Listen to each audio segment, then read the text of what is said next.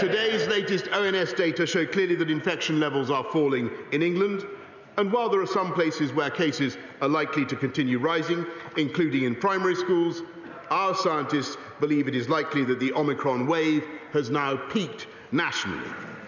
There remain, of course, significant pressures on the NHS across our country, and especially in the North East and North West. But hospital admissions, which were doubling every 9 days just 2 weeks ago, have now stabilised, with admissions in London even falling, and the numbers in intensive care not only remain low but are actually also falling.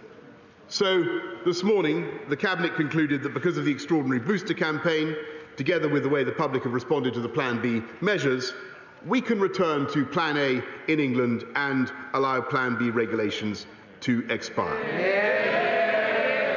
As a result, from the start of Thursday next week, mandatory certification will end.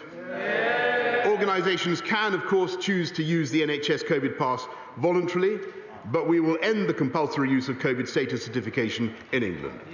From now on, the government is no longer asking people to work from home. And people should now speak to their employers about arrangements for returning to the office. And having looked at the data carefully, the Cabinet concluded that once regulations lapse, the government will no longer mandate the wearing of face masks anyway.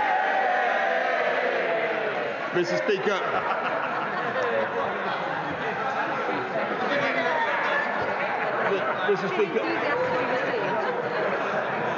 Mr. Speaker, from tomorrow we will no longer require face masks in classrooms, and the Department for Education will shortly remove national guidance on their use in communal areas. In the country at large, we will continue to suggest the use of face coverings in enclosed or crowded spaces, particularly when you come into contact with people you don't normally meet, but we will trust the judgment of the British people and no longer criminalise anyone who chooses not to wear one.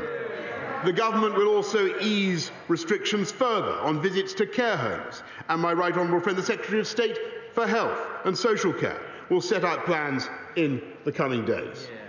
Mr. Speaker, as we return to Plan A, the House will know that some measures still remain, including those on self-isolation. In particular, it is still a legal requirement for those who have tested positive for COVID to self-isolate. On Monday, we reduced the isolation period to 5 full days with 2 negative tests, and there will soon come a time when we can remove the legal requirement to self-isolate altogether, just as we don't place legal obligations on people to isolate if they have flu.